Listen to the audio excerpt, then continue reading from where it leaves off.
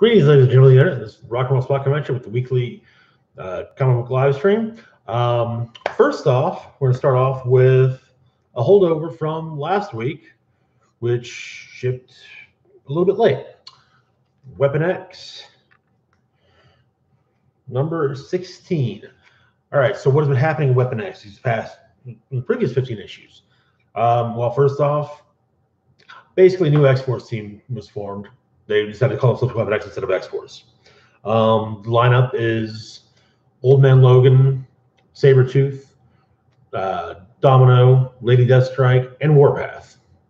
They hung out with the totally awesome Hulk, Amadeus Cho, and became friends with him. And they kind of got some backing through him as well. Anyways, they also, Warpath made some connections with a native group that includes mutants and is accepting of mutants. He was, and the previous story arc,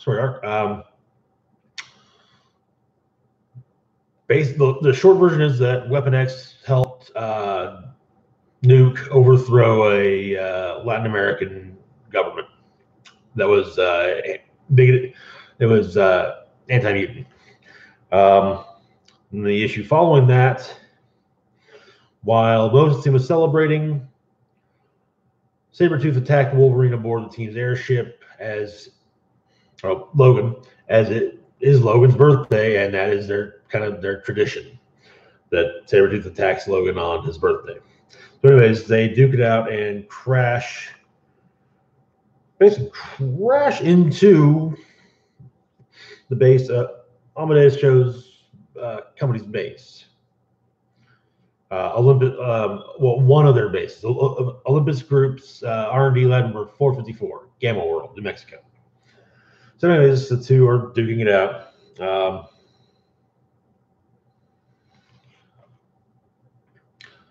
And they kind of do let loose a lot of monsters that are being stored at Gamma World. Because, hey, where else are you going to store them, right? So it becomes an interesting fight as you now have Old Man Logan versus Sabretooth versus lots and lots of monsters. So, yeah, fun times. Of course, there are civilians there as well, however. So Logan now is putting the protection of civilians as a priority because, well, that's what heroes do. And in fact, him and Sabretooth managed to work together a bit to fight some of the critters. And they talk. They kind of talk things out while they're killing monsters. And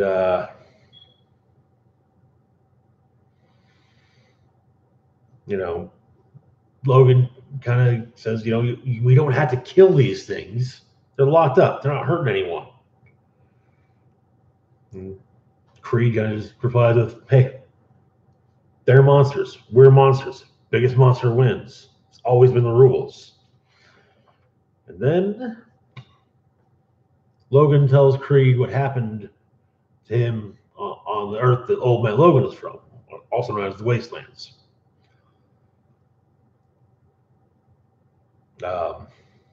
Takes place a good point after the events of Old Man Logan, the Mark Miller, Steve McNiven, Old Man Logan story. Logan comes upon Creed trying to eat people, almost completely degenerated.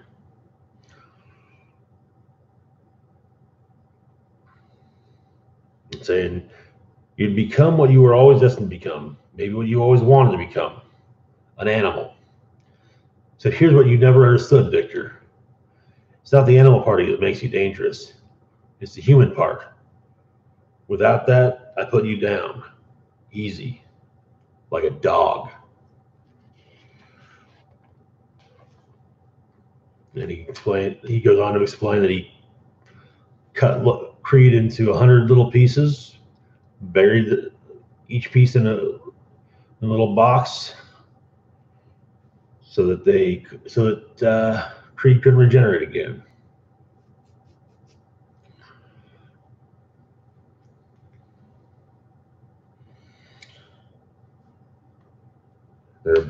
Just as they're about to go at it,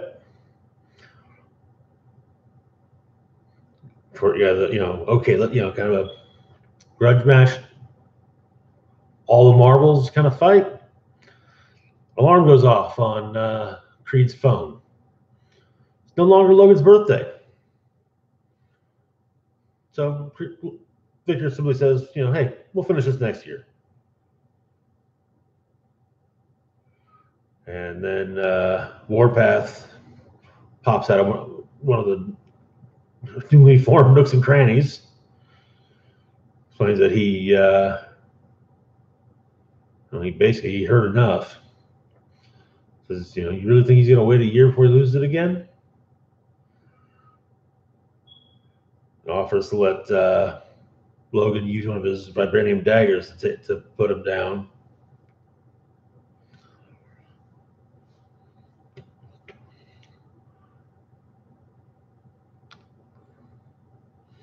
And they kind of say, he may have been all bad once, but he isn't anymore. He's got a hint of something else going on.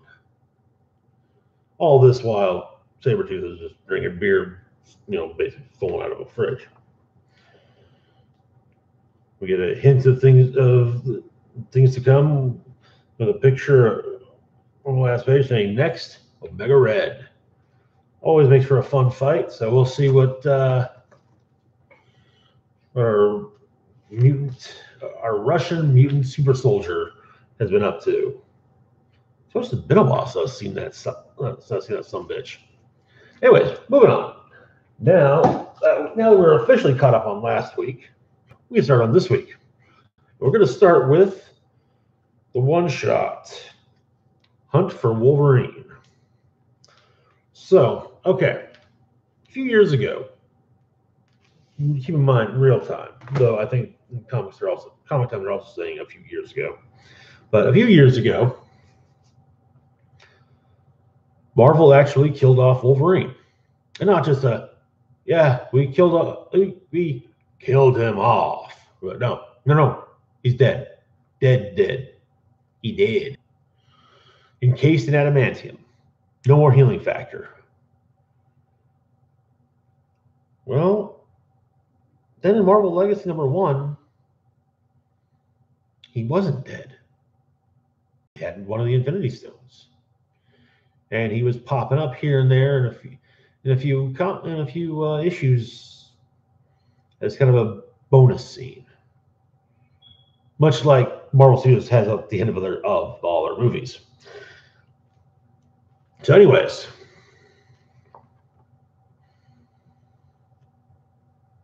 actually, the first page kind of lays it out. Wolverine died, entombed in molten adamantium. The X-Men took his metal-encased body and hid it away, keeping its location secret. But nothing stays buried. It was only a matter of time. And so we cut to the Reavers. Kitty Pryde narrating, saying it was only a matter of time. We knew someone would come for you eventually. He's talking to Wolverine's grave, whatever.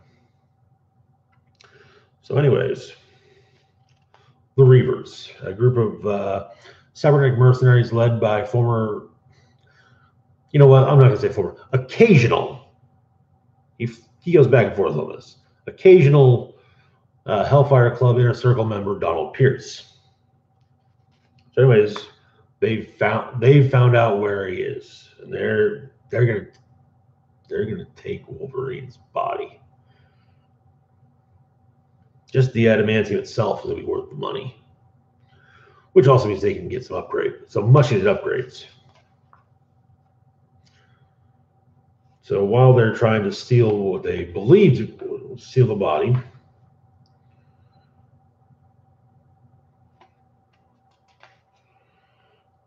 they hear a bamf, which of course they realize is not a good sign. Well,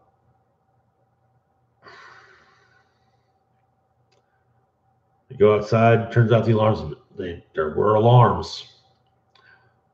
Alarms were summoned 5 X-Men: Storm, Shadowcat, Colossus, Nightcrawler, the source of the bamf, and Firestar. That's kind of one of those points where you kind of say, "Oh shit," but the Reavers aren't that smart. I mean, Pierce is. The rest of them aren't. But we get some bits about what happened after Wolverine's death. We see kind of the funeral. Reed Richards, Mr. Fantastic himself, he asked to come. Talks with some of the gathered X-Men, if I told Wolverine to take it easy, but if he had, maybe he'd still be alive, and I could have figured out a way to save him. But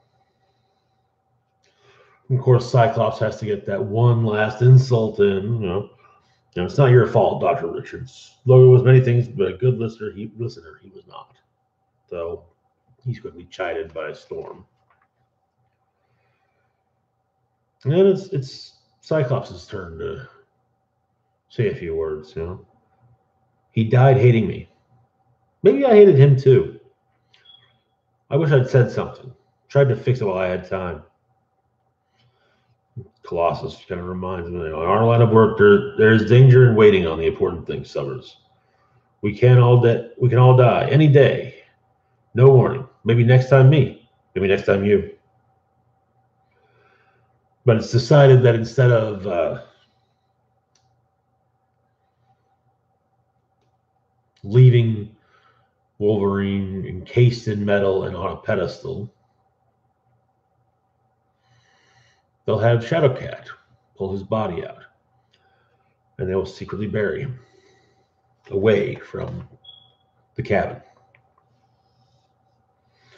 We cut back, well, before that actually happens, Colossus simply says that he has an idea. But we cut back to the fight with the Reavers. Scylla is trying to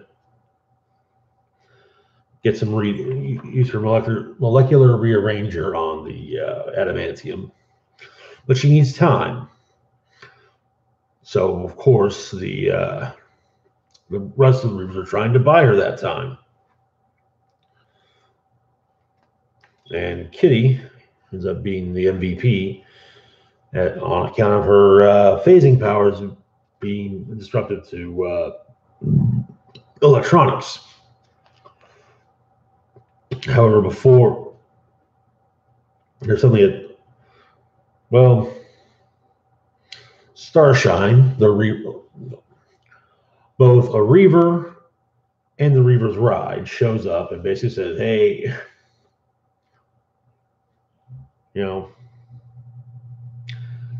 it's not just the crew that's here. There's also me."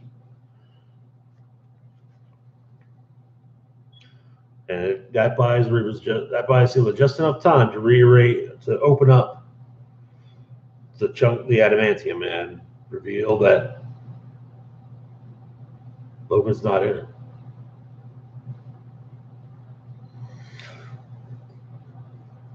And of course, their shock at this gives Shadowcat no time to get behind them and disrupt their electronics. And then we cut to when Shadowcat pulled him out and they buried him. We see some of the other X-Men in suits paying for their last respects. Jubilee crouching, kneeling at the grave, saying, "Bye, bub, love you."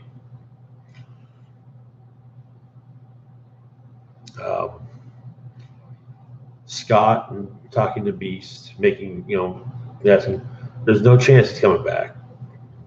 He says, no. Before we bury him, I tested the body thoroughly. Logan is dead by every method I can use to measure. Duke says goodbye.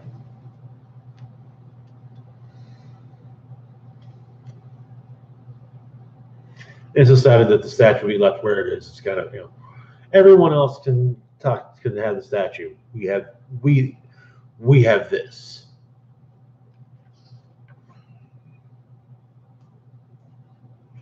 I just cut back to the aftermath of the battle, the fight with the Reavers. Kitty explains they called up Alpha Flight. Alpha Flight came, got the Reavers, and they explained, hey, there was another one, kind of like a big helicopter, but it managed to escape. And they know word's going to get out about the statue being empty.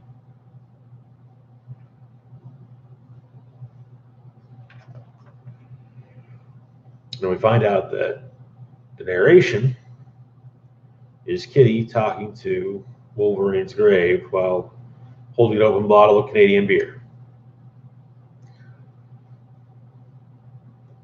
Something catches her eye as she finishes up.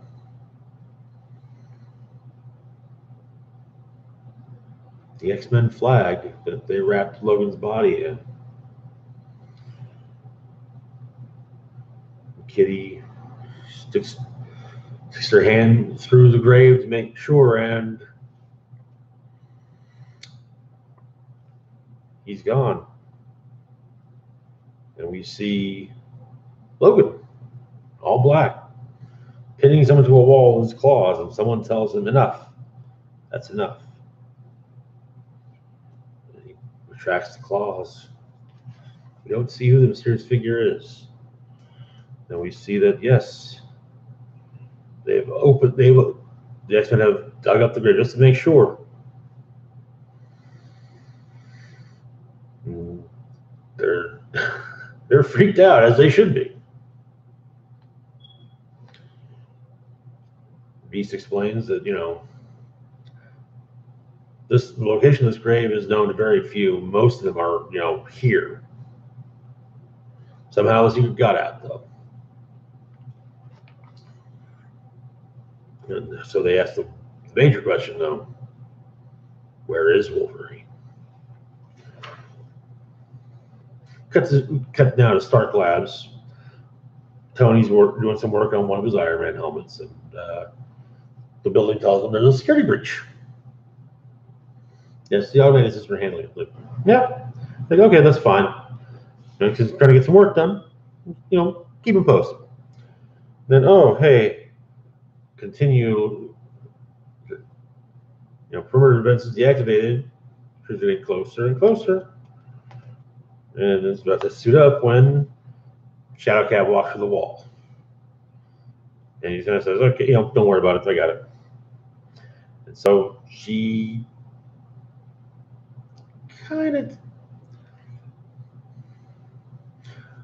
she explains that his body's missing. Not that, of course, because, let's be honest, that's the important part. Logan's body's missing. And, of course, Mr. Sinister gets brought up as, hey, if anyone's going to steal a corpse, a mutant corpse, that's pretty high up on the list as Mr. Sinister. And, he kind of says,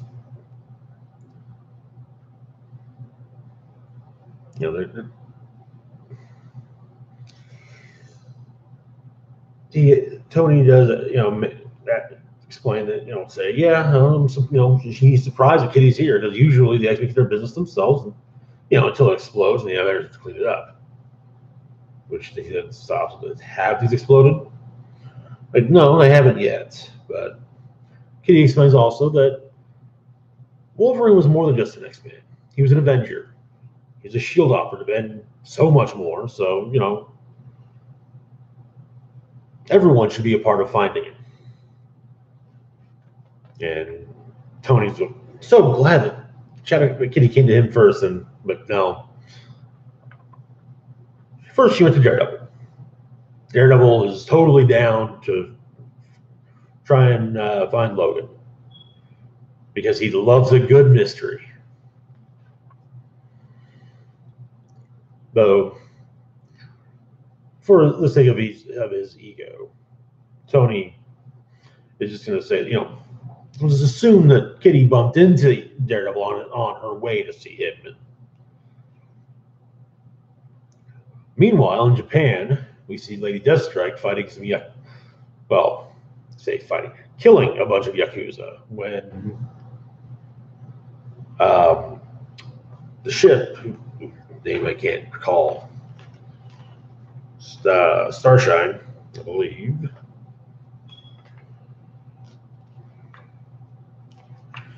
Let me make sure.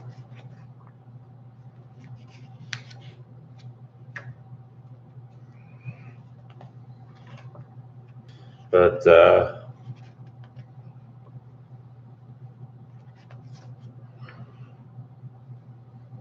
Starshine. Yep. Starshine contacts Deathstrike. Deathstrike, after all, has been a Reaver for quite some time. It has been a Reaver,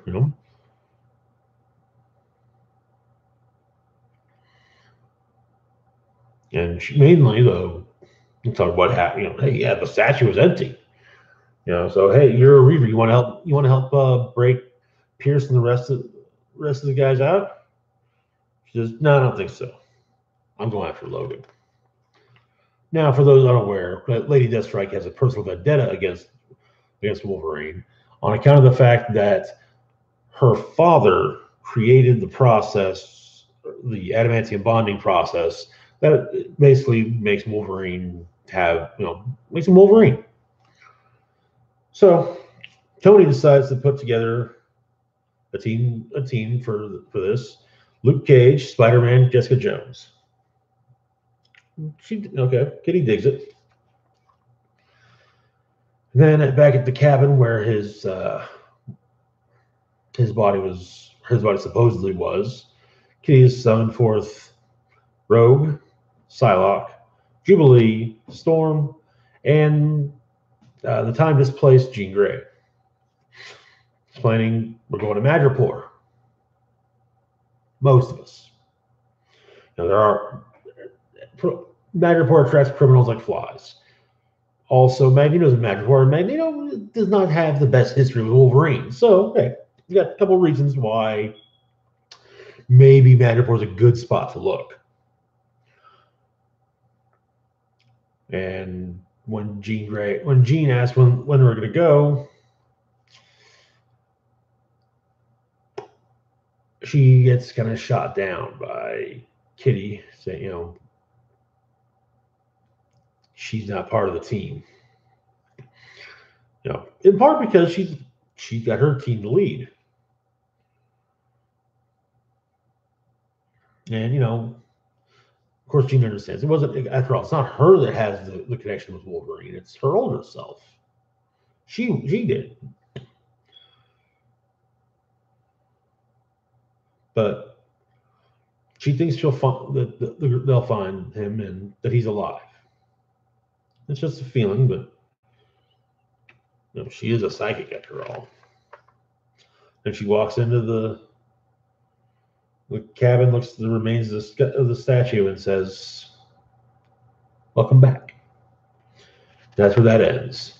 And what all this is leading to are 4 miniseries beginning next month: Weapon Lost, The Adamantium Agenda, The Claws of a Killer, and Mystery in Madripoor.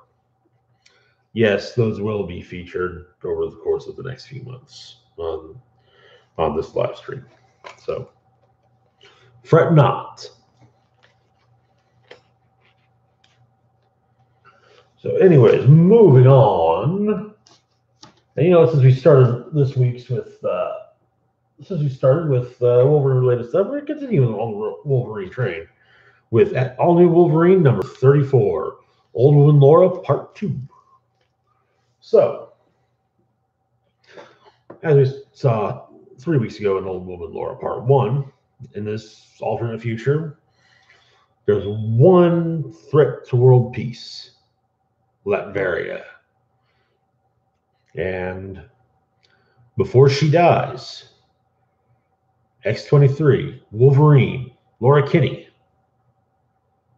is going to destroy that threat. So, and she has some help. Her sister, SHIELD director, former SHIELD operative, or SHIELD director Maria Hill,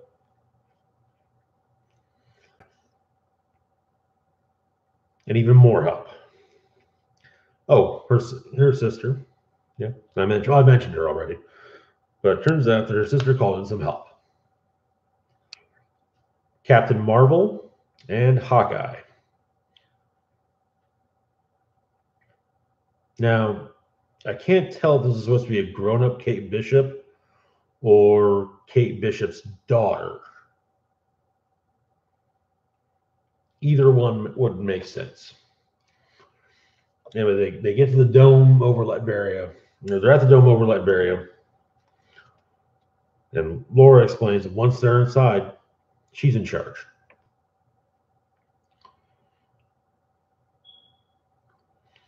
So anyways, they go for it.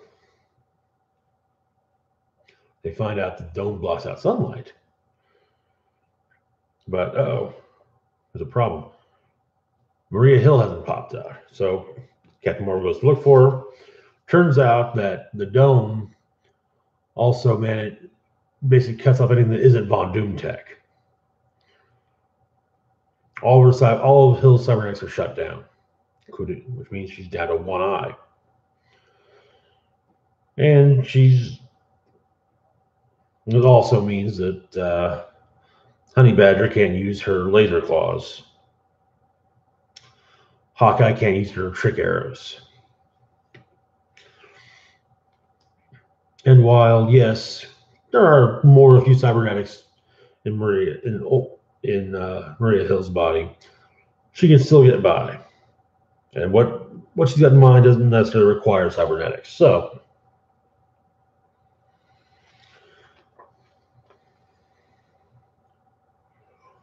they have some Doom bots brought to her. Apparently, all the citizens of Latveria are chipped. Doom can see all. So he sees them grab a civilian and ask what's up, where Doom is. And so he sends some Doom bots their way. And Maria says, no. That's part of the plan right there. Shoot a Doom bot and gain access to the information.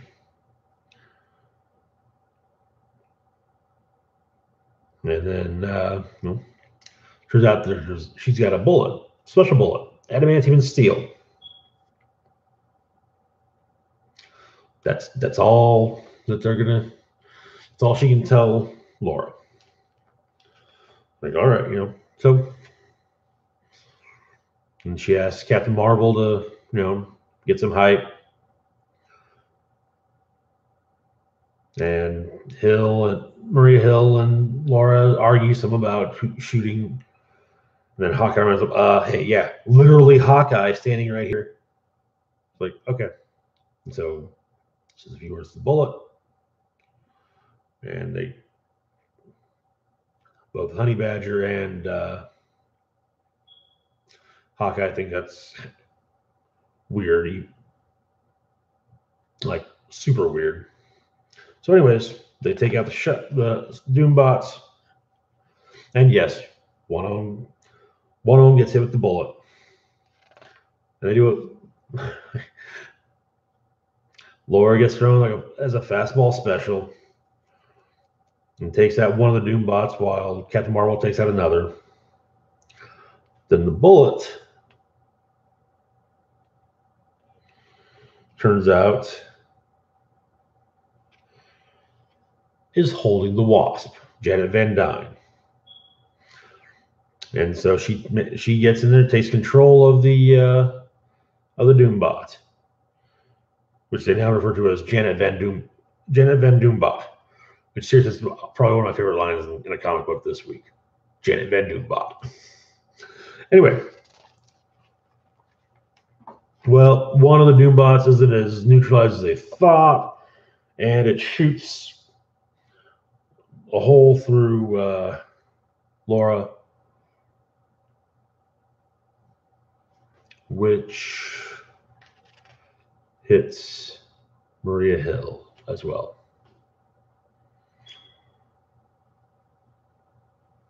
And Maria Hill dies in Hawkeye's arms. And everyone's just kind of like, okay, yeah, this shit just got personal. More personal. It should also be noted that the brief shot we get of Doom, his throne has Spider-Man's costume, Iron Man's helmet, and Mjolnir and Cap's shield. So Doom went hard. But I mean, he's never been one to Doom has always been one to be, the go big rather than go home. Or go big persuasion rather than go home persuasion. So, understandable. But moving on to X-Men Blue number 26. So, last time in X-Men Blue, Havoc, Emma Frost, and their allies activated Mother Vine and began activating mutations the world over. But first, before we get back to that story, let's get back to 4 of the 5 original X-Men stranded in deep space, working on the Blackbird. They're not having much luck getting back home. Anyway, as I said, mutations are manifesting the world over. And in fact, in New York, we see former X-Man former X-Man Beak remanifests his mutation. And when a couple of children manifest mutations in San Francisco, a group calls them muties. And then a young woman kind of, says, "Mutie? I haven't heard that term in a while now. You're all going to be very sorry you reminded me." Turns out to be none other than former member of the Acolytes, Unision, long believed to be the daughter of old school X-Men villain Eunice the Untouchable. And then the Sentinels arrive. Of course, these Sentinels are under Bastion's new protocol of protect mutants and allow them to thrive. Because Bastion's reasoning being the number of mutants on the face of the world has dwindled so much that it's not hunting them down is not feasible, because then what then? So Bastion figures, let mutants thrive for a while, and then there will be plenty to hunt down. And that way we can keep hunting, we can continue to hunt them down and just always be hunting them. So anyways, the X-Men Blue backup team shows up, led by Polaris, and with 2 Wolverines, no less. They duke it out. However, it seems that Mother Vine is affecting Unision's abilities as well, so she's having some issues. She's having issues.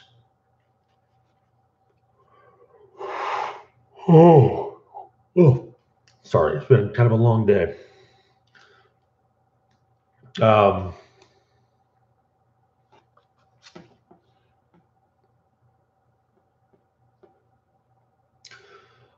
course, they do what they can to fight off the Sentinels, even though the Sentinels are there to, defend, make sure they're okay.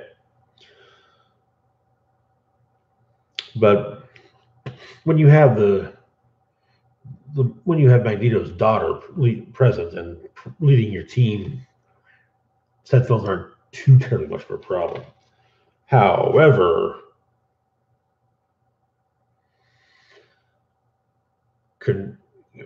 remote controlled mutants going after you, that can be a problem.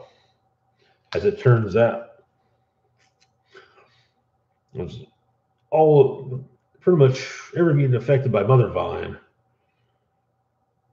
is under the control of under somebody else's control. We find out that as Dragonus, Wildside, Blob, Toad, and I'm actually not sure, show up. Turns out that Miss Sinister programmed Mother Vine in such a manner had Mother Vine programmed in such a manner so that she could control all the new mutants. This does not, however, sit well with of all people, Emma Frost, who asked out Havoc if he knew.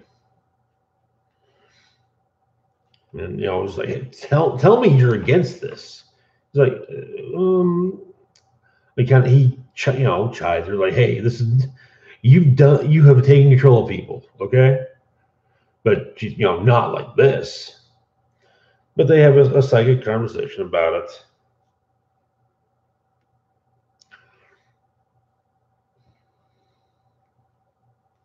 And Mr. Sinister says it's with agents in place, we're about to initiate the next stage of our little drama.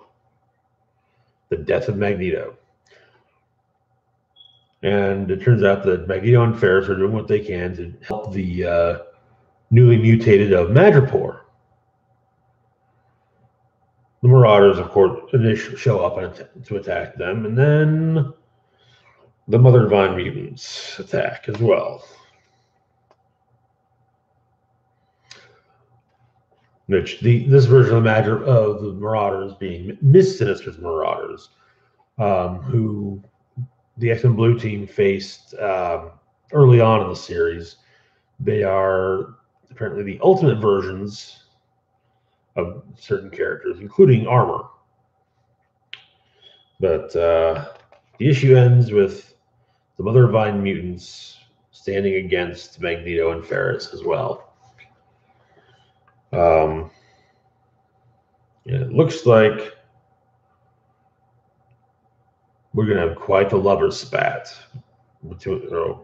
former lover spat, next week with Polaris and Havoc going head to head. Honestly, I really hope that Polaris is able to unaxis Havoc. Havoc right now is evil because of the events of the storyline Axis from a few years back. And like I said, to be honest, I really hope that somehow he's able to get back to being, a good guy, because he's my favorite Summers brother, and I like having him. I like seeing him as a good guy. Anyways, moving on to the Despicable Deadpool number 299. Part 3 of the Marvel Universe Kills Deadpool. We'll see if they do. We will see if they do. So, last issue, it was mercenaries, villains for hire going after him and failing. Well, now it's heroes not going after Deadpool for the money.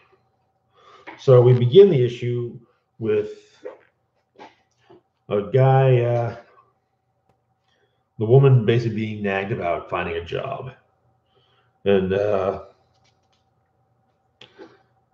it's not really clear if there's a relationship between her and the guy nagging. Then there's a knock at the door. He opens it, and oh, there's Captain America. So he has a job for the woman.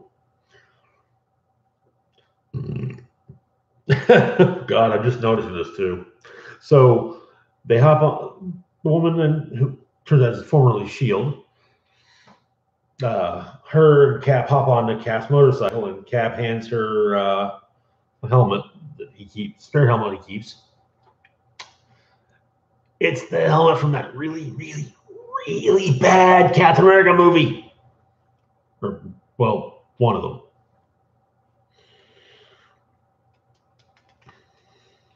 And they explain that they're going to try to bring in Deadpool. So anyways, there's a meeting of heroes, the Deadpool Task Force. Hawkeye shows up. Whole bunch of bandages, arms, face.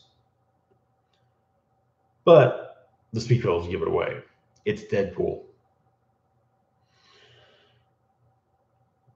And he's going, you see all these bandages on my head? You know what that means? I get hit in the head a lot.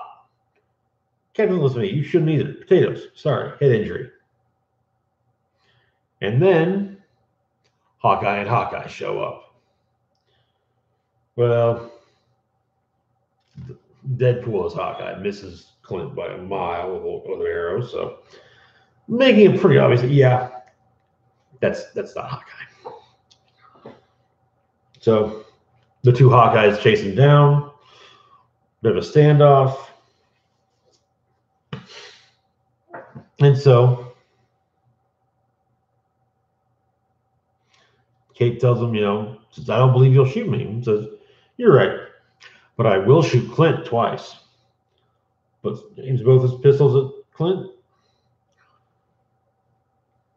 who manages to fire an arrow up the barrel of one while Kate gets Deadpool in the other arm. Deadpool, of course, looks at the gun with the arrow in it and says, I ain't even mad.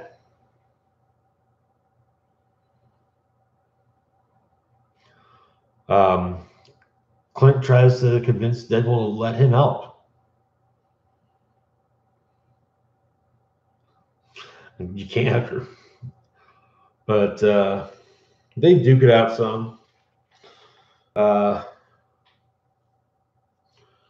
Includes a fall, especially from a toilet.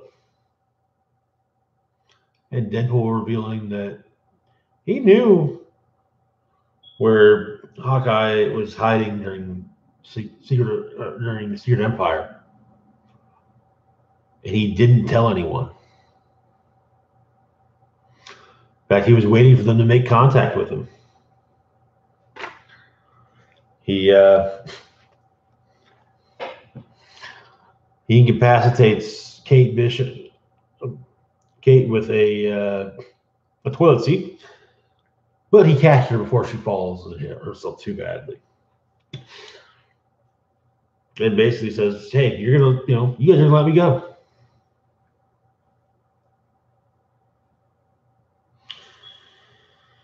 And they do.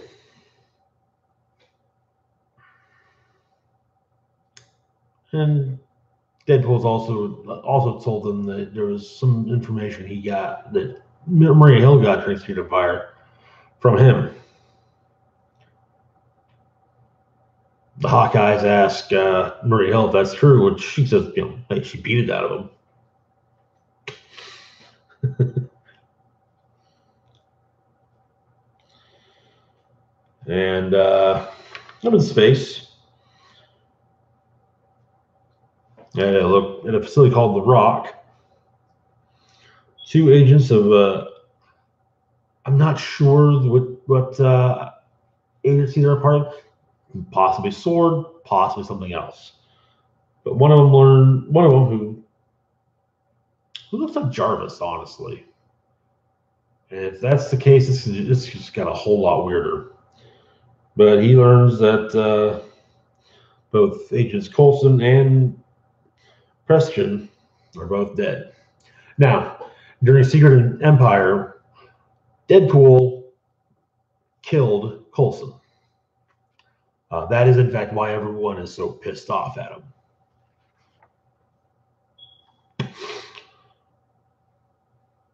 And the agent explains that, the two agents were his friends. So there's one suspect in both murders. Deadpool. And so he grabs a gun, tells the other operatives to prepare his shuttle. He's going home. Meanwhile, back at a unknown location where a bunch of parked helicarriers, which it should be noted that after the Secret Empire, SHIELD has been disbanded. But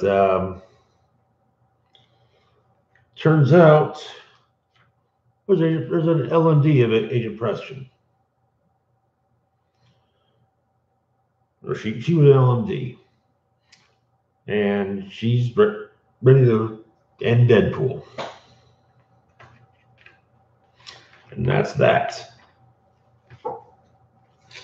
Also, she calls Cap a persuasive hunk of cheese, which should not surprise me in a Deadpool comic. Next up, we've got Avengers number 690, The Conclusion of No Surrender, which is good because I'm kind of getting sick of buying an issue of Avengers every freaking week. Looks like next month will be just down at every 2 weeks. Anyways, so the issue's more like an epilogue, to be brutally honest. Eddie Morrison has his own epilogue. So, Jarvis is returning to the mansion, which is being rebuilt again because it's, Tuesday. Well, it's Wednesday. It's Wednesday. So, rebuild Avengers Mansion Day. Seriously, Avengers Mansion gets trashed so many freaking times, it's not even funny.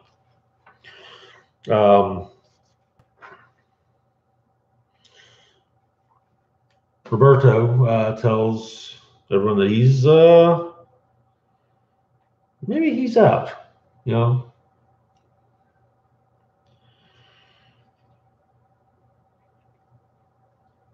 that he's stepping down from leadership.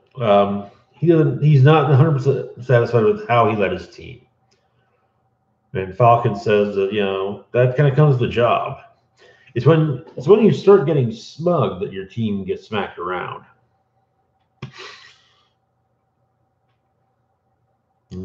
Bro tells him, relax for like a day. So he goes, okay, I'll try. Now it turns out that the rebuilding effort is on account of Human Torch being the next of kin of one of Reed Richards, who is currently believed to be deceased. And so he set up Avengers Mansion Incorporated to cover these kinds of things. Being a multi-billionaire and whatnot.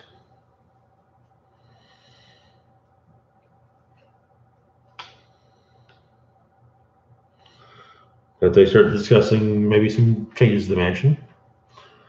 Then Voyager is sort of apologizing to everyone. She has the unconscious body of the Challenger with her. She get him out of the way. And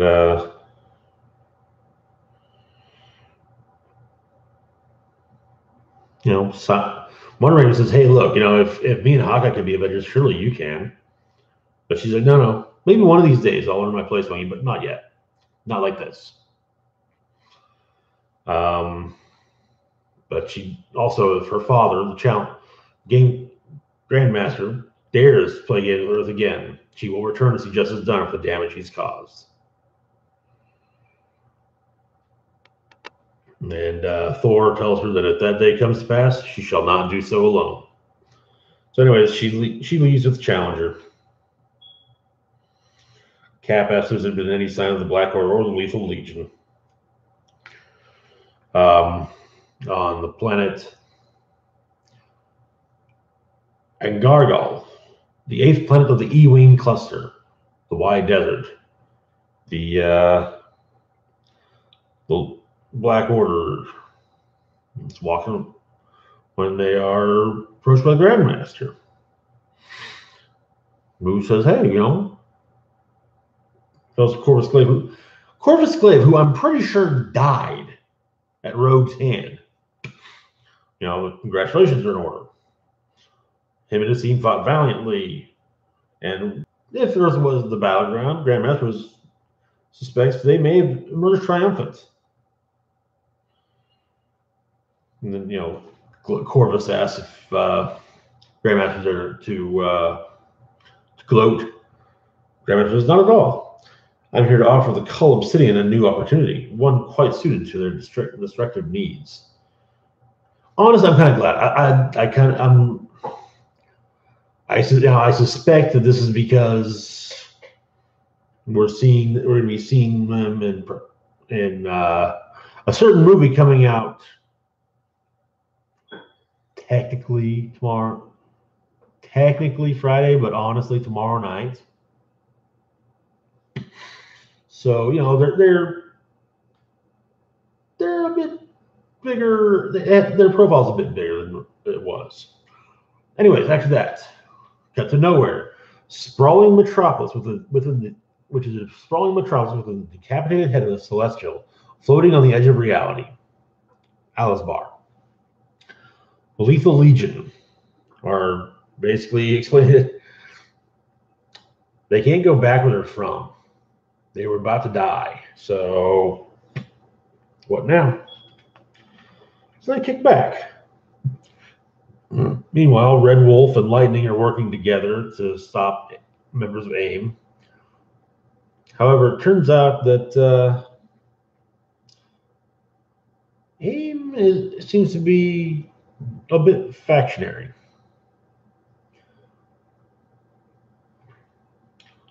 One of the captured AIM members is, true AIM fights for Monica Rappaccini. The other one says, or Andrew Forson, we're not picky. The first one then says, I'd be okay with MODOK. But their supreme leader, who is now is an Avenger, kind of just like, the babies have their bottle. AIM isn't the people. It's not the work. It's 3 letters. I can spare 3 letters. Plus, that way, the pissed off U.S. government that's looking to make trouble for AIM goes after Forson or whoever. And she tells Roberto this while she's working on repairing Vision. But she's thinking for the organization that will now come splinter off of AIM, Rescue. Of course, now she has heard that Sunspot's going to break up the band. And he explains that, he told Falcon and Rogue a version of the truth. After the world turned the headband off, he doesn't know how many years it took off of his life. He doesn't know how long he has now. So he's just unsatisfied. The Avengers do good work. The lesson they teach, it's a good lesson. But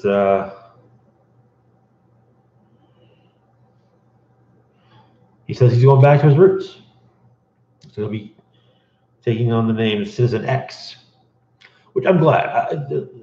It's interesting to see him involved again with the X-Men.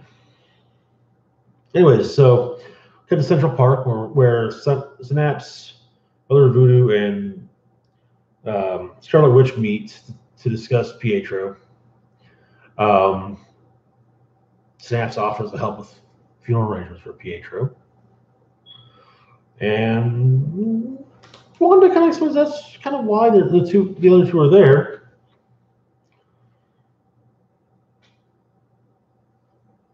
because Wanda thinks he's still alive. And Brother Voodoo explains that when Pietro moved beyond the limits of speed as we know it, it's quite possible he also moved beyond the bounds of physical reality. So him and Scarlet Witch are preparing to venture forth dimensions beyond space and time to find Quicksilver. And I figure, hey, Synapse can come along. Her and Pietro became close in his final moments, so or what is perceived to be his final moments by most. So yeah. And then Hercules comes along, having heard that Wonder Man fought the Hulk to a standstill. Well, this is a victory must be celebrated. If you ask if Simon has ever feasted with the gods, like, well, about time.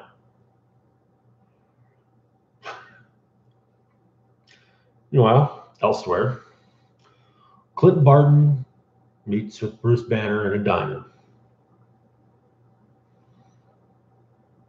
And Bruce is bummed that the arrow he gave Hawkeye didn't do the trick. Didn't kill him. It didn't kill the Hulk.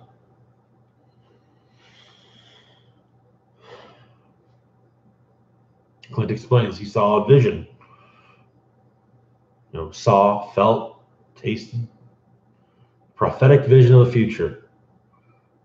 Hulk standing over everyone he ever loved. Jess, Bobby, Nat, Wanda, Kate, and his footprints were in them. So, he was glad to put the arrow in him, but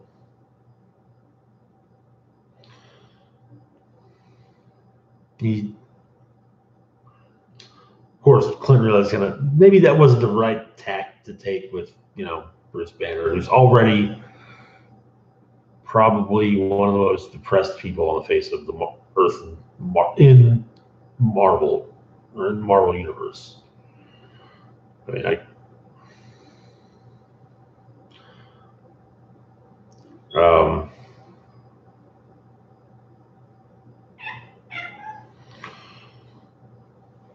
and Clint explains to him that, deep down, you're not a bad person, Bruce. Remember that. But hopefully, it's kind of thing, maybe that Bruce remembers.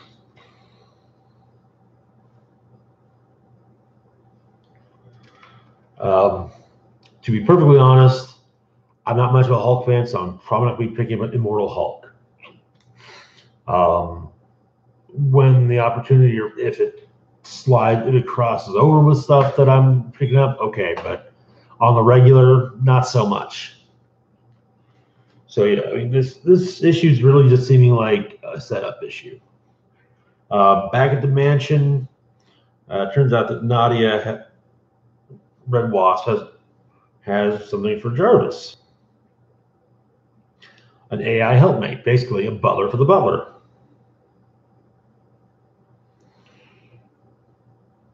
Which is also called Jarvis.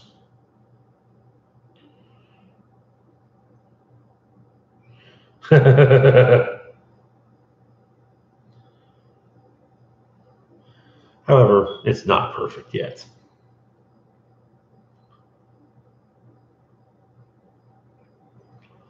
Meanwhile, the smashed up statue is being repaired and changed.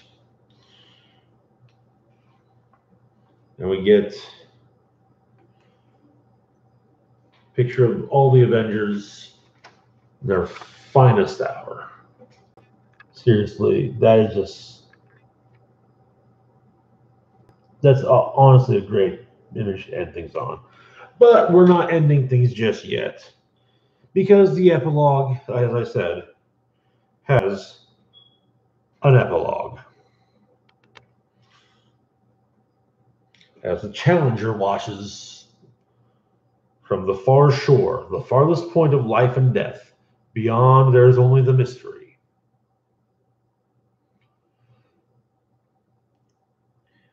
Watching over him is Voyager.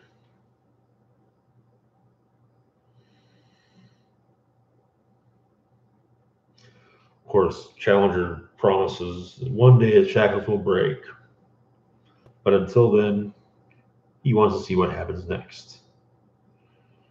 We have images of the upcoming Avengers series. So, anyways, I think it's next. I want to say next week or 2 weeks from now. Brand new Avengers #1. You know, because we're so close to 700. You gotta just restart at one again. All right. Anyways, moving on to Moon Knight, number 194. Now, okay, I haven't touched on Moon Knight yet. This is some video of these. So, Moon Knight. Moon Knight is basically a crazier version of Batman. He has dissociative personality disorder. The other two, his personality being, you got the core, which is Mark Spector. Then you've got Jake Lockley, who does all the dirty work. Stephen Grant, a billionaire philanthropist, and the source of Mark's money, and Moon Knight. Anyways, so they have recently they have, after years of I wouldn't say working against one another, but they weren't working with one another. But they finally come to an agreement. Anyways, so the last story arc revealed that years and years ago, apparently, Mark and his longtime lover Marlene had a child that Mark knew nothing about. Jake knew, but not Mark. And a villain who had taken on whereas Moon Knight is the avatar of the Egyptian god of the moon, Khonshu. He made an enemy out of a man who believed himself to be an avatar of the Egyptian god of the sun, Ra. Well, it took some doing, but Moon Knight defeated him, and then eventually made his way home. Now, this issue looks like we're just going to get standalone, but the issue is entitled Moon Knight Origin. It begins with Moon Knight talking with Frenchie, a longtime ally of his. Maybe discussing getting out of the whole, being Moon Knight thing. And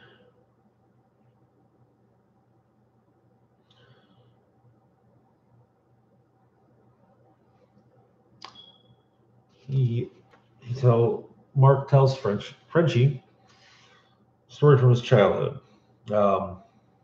It turns out that there was a rabbi named Yitz Perlman, funniest guy Mark had ever met in his life. And Mark's father would often spend time with Perlman. And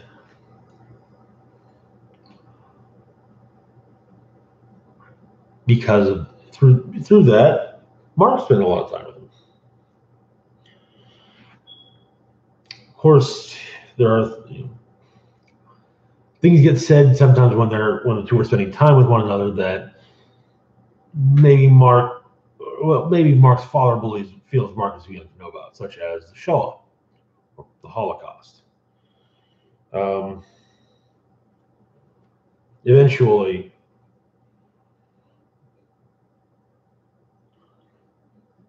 Mark learns about it. One day, the basement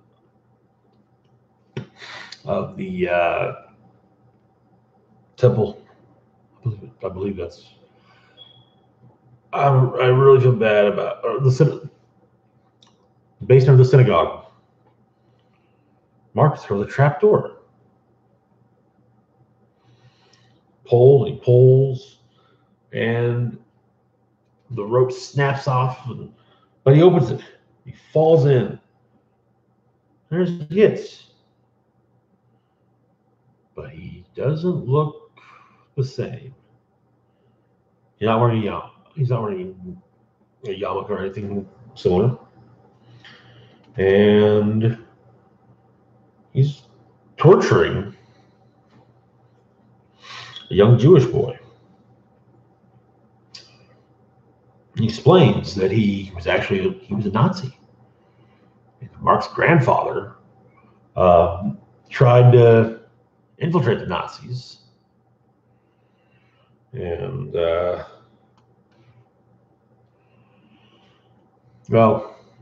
Yitz, or rather Ernst, knew that Hitler's end would eventually come.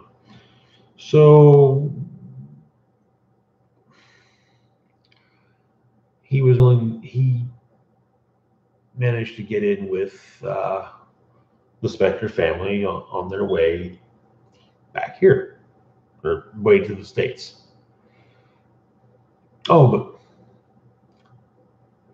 before they could get here, well, Mark's grandfather stumbled in the way of a bullet. And he also explains that he kind of implies he was actually part of Hydra. As he says, there were some of us, a cabal, who were able to replicate some of your American metahuman prowess. We created the Red Skull. We even managed to clone Hitler to the hate monger. And he explains he was enhanced as well. His enhancements were simple, more elegant. I discovered other methods to elongate my life, so long as I sufficiently stimulate the dark, primordial pleasure center of my brain on a regular basis. However, what he enjoys most is killing Jews.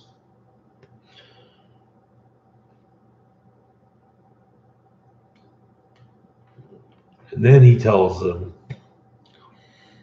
in a fairly detailed manner, but not entirely detailed manner, about the Holocaust. Well, Mark attacks him, bites him, kicks him, punches him, and runs away.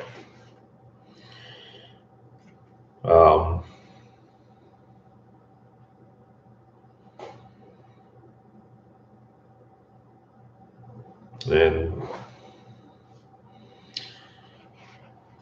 next thing, Frenchie bids him adieu, and Mark then explains his condition to his daughter. She has trouble saying it, but pronouncing it, because he says, you know what, how you say it doesn't really matter. This means Daddy was born with a lot of amazing, weird things going on in his brain. He's just a kook. It's probably something that's been in my family for a long time, and I can't help it.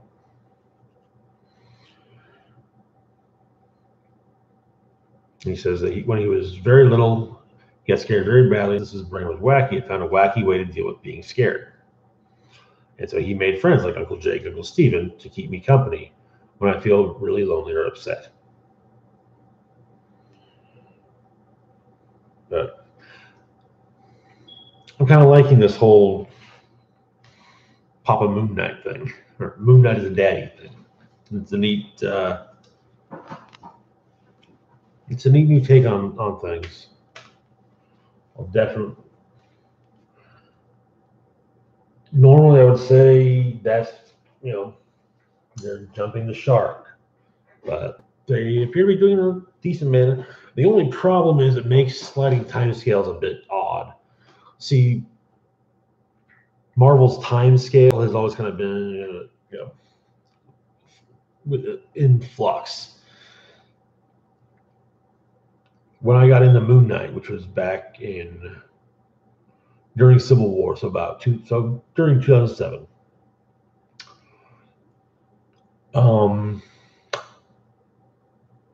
The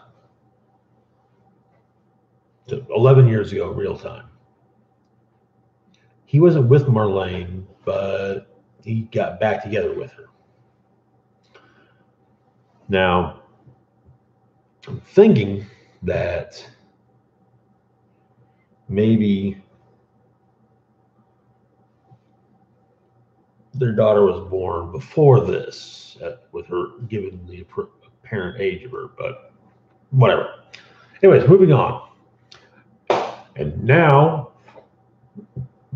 we leave Earth 616 and go to the alternates. We're going to start off with Old Man Hawkeye number 4. So, okay, Old Man Hawkeye. It's set, the events of the book are set 5 years before the events of Mark Millar and Steve McNiven's Old Man Logan story. Clint Barton, one of the few survivors of the superhero community, the night when the supervillains joined forces and attacked them all, has found out that he's losing his eyesight. It's glaucoma. Well, he decides may as well get revenge. Tries to enlist Wolverine to help, but nah, Logan ain't have it. He's got a family. And revenge ain't gonna bring anyone back, you know? We learned that the Thunderbolts killed a good portion of the Avengers, and they made Clint watch. As Clint, Hawkeye, led the Thunderbolts for a while and was actually rather close with most of them. So anyways, he's also run afoul of the Madrox bandit gang, killed most of them except for one who stumbled upon the Venom symbiote. Also on Hawkeye's trail, Marshall Bullseye. So far, however,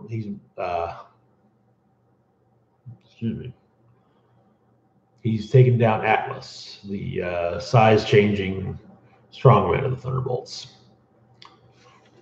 And in this issue, looks like he's going after the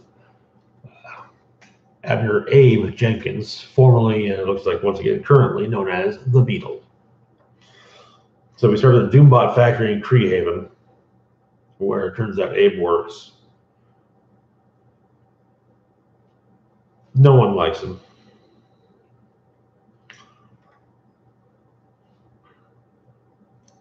He's writing something, but he's never satisfied with what he writes. He drinks a lot.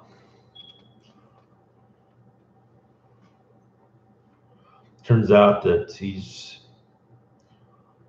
whatever it is he's writing, it's written to Melissa Gold, aka Songbird, also of the Thunderbolts, and longtime love interest of Abe's.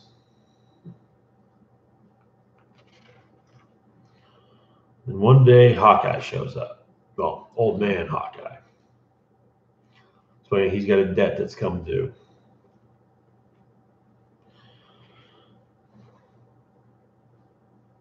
Two of them talk a bit. Clint at least tells him to shut, Clint tells him to, get his armor and meet him at the Kree wreck. There's a Kree shipwreck near Cree Haven. While this is going on, well, Bullseye's got his eye on killing Hawkeye. But his rifle gets destroyed by the Kravinoff family. Apparently, the Red Skull has put a price on Bullseye's head. Bullseye has been ignoring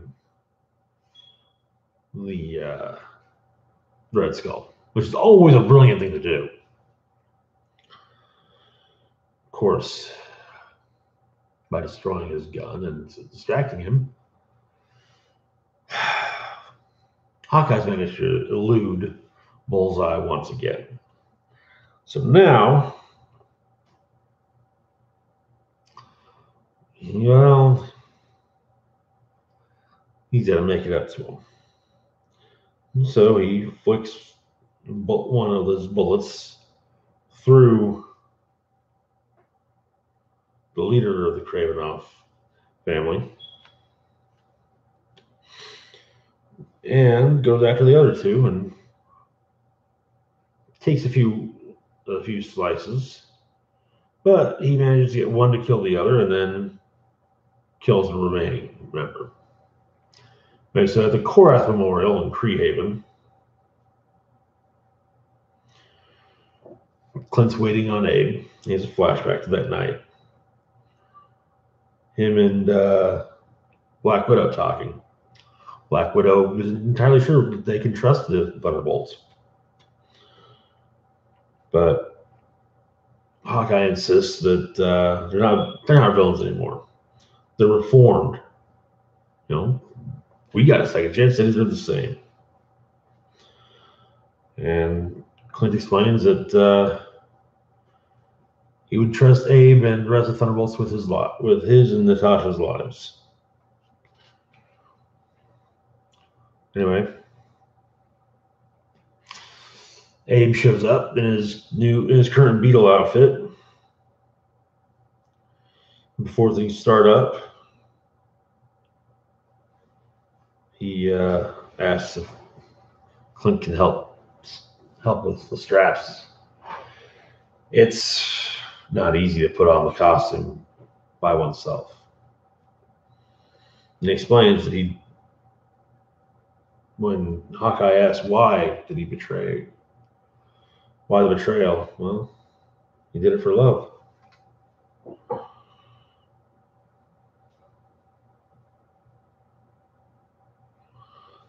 The Red Skull came with the Thunderbolts. And he explained that he would have torn the world down to keep Melissa alive. Hawkeye, being Hawkeye, interrupts with, "That's what you did. You tore it all down." And even if she hadn't spoken to me since, at least she's still alive. And says he'd do it all over again. Explains. Hawkeye explains, he gets it. He gets when he loved that much. So that's why he's going to kill every last one of them.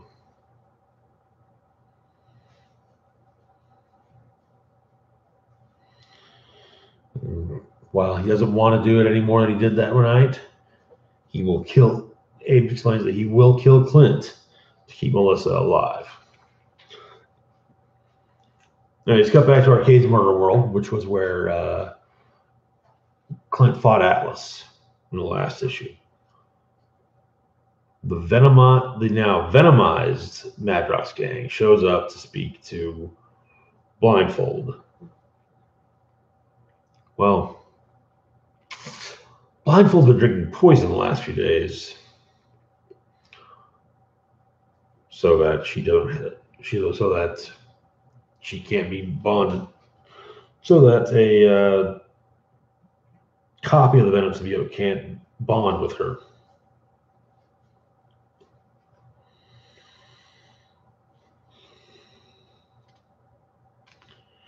But they managed to at least find out enough where does Hawkeye can go, or might go, where he's headed. So getting back to the fight between Abe and Clint. Clint's failing eyesight is causing him to miss, and he's kind of on the defensive from Abe. But he manages to get Abe down on the ground, and well, that makes Abe a bit of an easier target to deal with. sticks an arrow in the side of Gabe's neck, and that's that.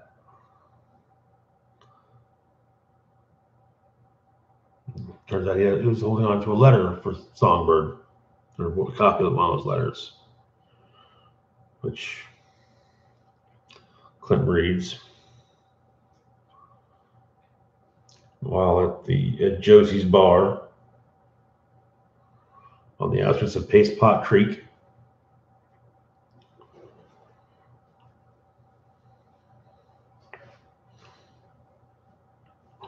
But it looks like he's been the Venomized Madrox gang is caught up with him. That's next issue. Venom's attack.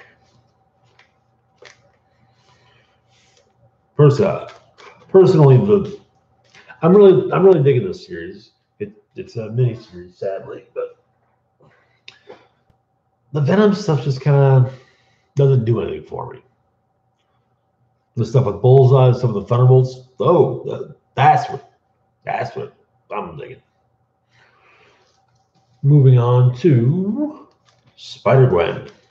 So when last we left off from Spider-Gwen, she had seemingly bonded with the her universe's version of the Venom symbiote. And then another Gwen Stacy, who was bonded with the Venom symbiote, took her to meet with a couple of Watchers.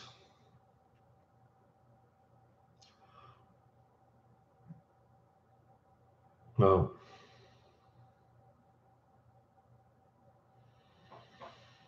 so anyways, Captain America tells first George Stacy and then the Kingpin of Crime himself, Matt Murdock, but they are looking for Spider-Woman. Though she's not as nice about it to Murdock as she is to Captain Stacy.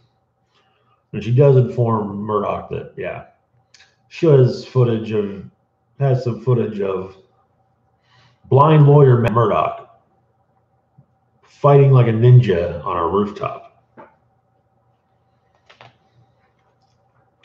So, anyways, the stuff with the Watchers, I'll admit, I'm pretty sure if I'd been reading this book from issue 1, it'd probably make a lot more sense. But as it stands, it really doesn't. Anyway, so a couple of the Gwens go. So 2 Gwens go and visit to another Earth 617. It looks like it appeared. Talk with Tony Stark. Well, that is Tony Stark. And try to build something for them. Stark and Hank Pym look it over and said, okay. Yeah. And he builds them a prototype. They go to the bridge. Try it out. And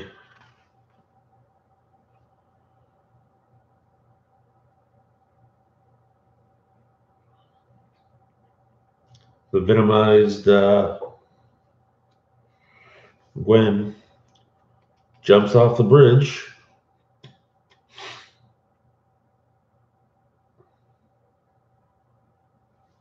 And with the device, manages to get through reality. Covered on Earth 8 in a future. The other one, who was also Venom bonded, explains that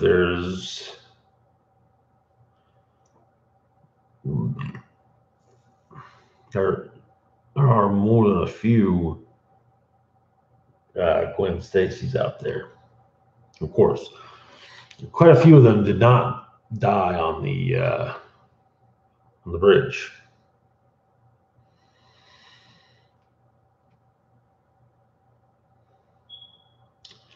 And so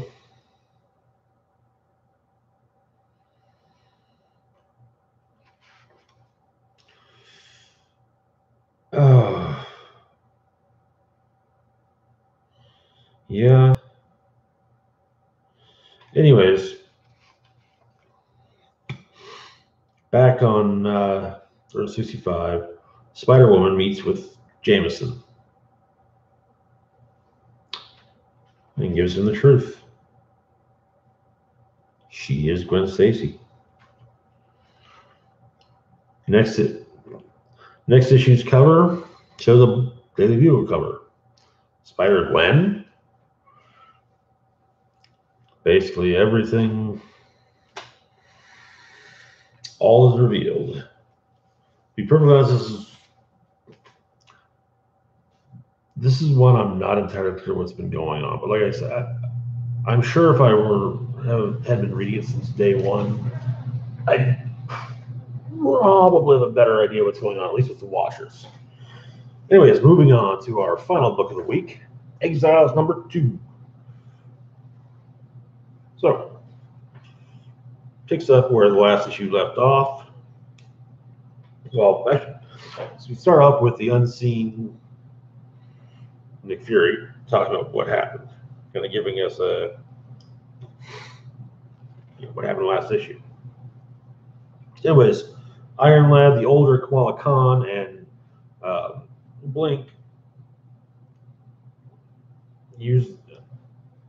leave Iron Lad's Earth by the Talus that is being destroyed, as his timeline is being destroyed by the Time Eater, and they end up in someplace rather snowy. They turn and look, and oh, well, looks like Ragnarok's coming as Valkyrie's fighting fire demons as well as Surtur. They do what they can to help out. And then the Time Eater shows up to eat that timeline. And Talus blinks them away. And they end up another timeline at Xavier's Playtime Fun School for Gifted Youngsters, where Wolvie comes for them. And he runs off, and they follow him.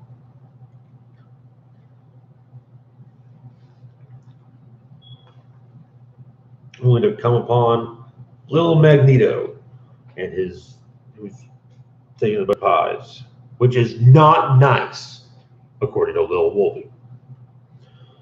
Anyway, so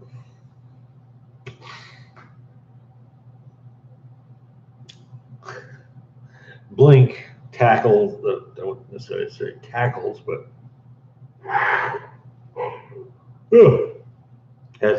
gives Magneto a talking to while holding him, telling him to set the pies down now, or no one here is going to play with him.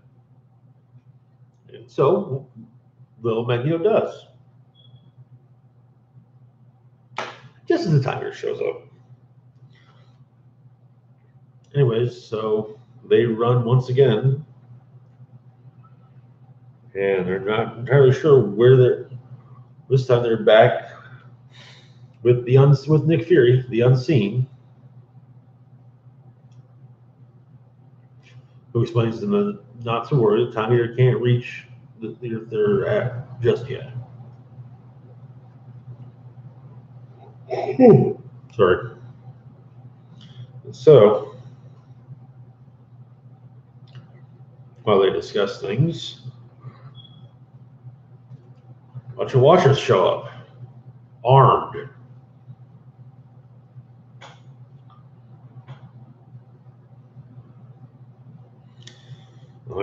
They're here to pass sentence on Nick Fury. He's interfering in the affairs of Earth despite their prescriptions and goading the exiles into fulfilling his purposes and violating the rulings of the Watchers. They sentence him to annihilation. Anyways, so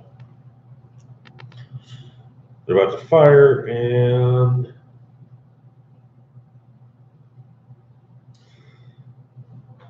Wolvie jumps in the way, and then blinks herself away and kicks Wolvie out of the way. But the beam from the weapon that the Watchers have hits the Talus, and it explodes, and basically sends everyone everywhere.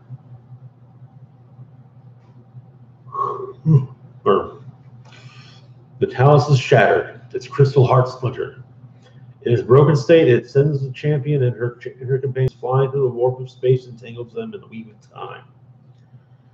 And if they do not find themselves and find their way soon, everything that is will cease to be. All right.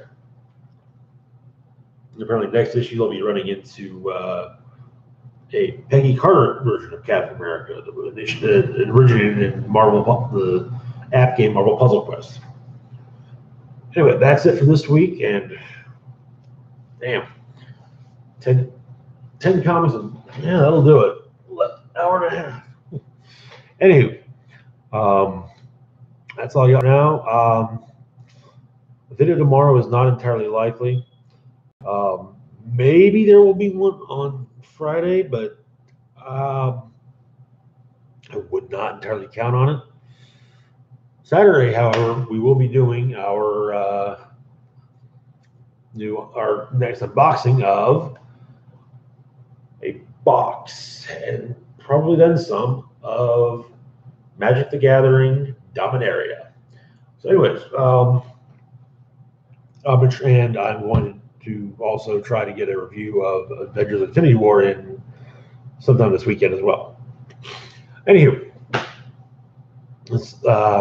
as always, feel free to like, share, and subscribe. Follow me on social media. Links to my Facebook, Twitter, and Patreon in the description box down below. It's Rock and Roll Spock signing off, saying live long and rock hard.